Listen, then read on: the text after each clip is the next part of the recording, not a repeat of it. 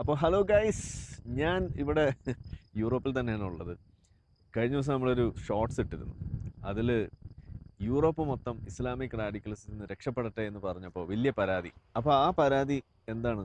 ഇന്ത്യയെ പറഞ്ഞില്ല, ലോകം എന്ന് പറഞ്ഞില്ല എന്നുള്ളതാണ്. അപ്പോൾ ആ പരാതി എന്നൊന്ന് തീർക്കാമെന്നാണ് വിചാരിക്കുന്നത്. സോ നമ്മൾ വീണ്ടും ഇവിടെ വന്നിരിക്കുന്നത് ഇവിടെ. അപ്പോൾ പൊട്ടിക്കാൻ പോവാണ്. ഓക്കെ, യെസ്, പൊട്ടിച്ചു. ഇവിടെ ഭയങ്കര കാറ്റാണ്, അപ്പോൾ നമുക്ക് ഇങ്ങോട്ട് തിരിഞ്ഞു നിന്നിട്ട് വേണം ഊതാൻ. അപ്പോൾ ബിസ്മില്ലാഹിർ റഹ്മാനിർ റഹീം, ഇസ്ലാം തൊലയട്ടെ.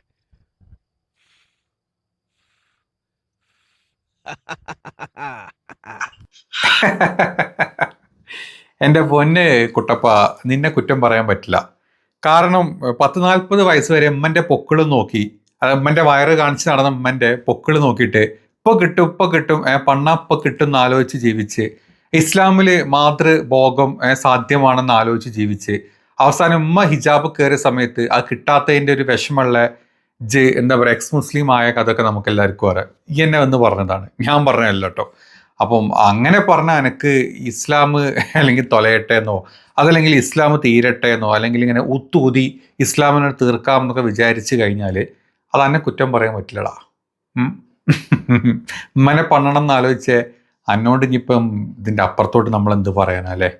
എന്താണെങ്കിലും കൊള്ളാം, ജു പൊളിയാടാ, സൂപ്പറായി സൂപ്പർ.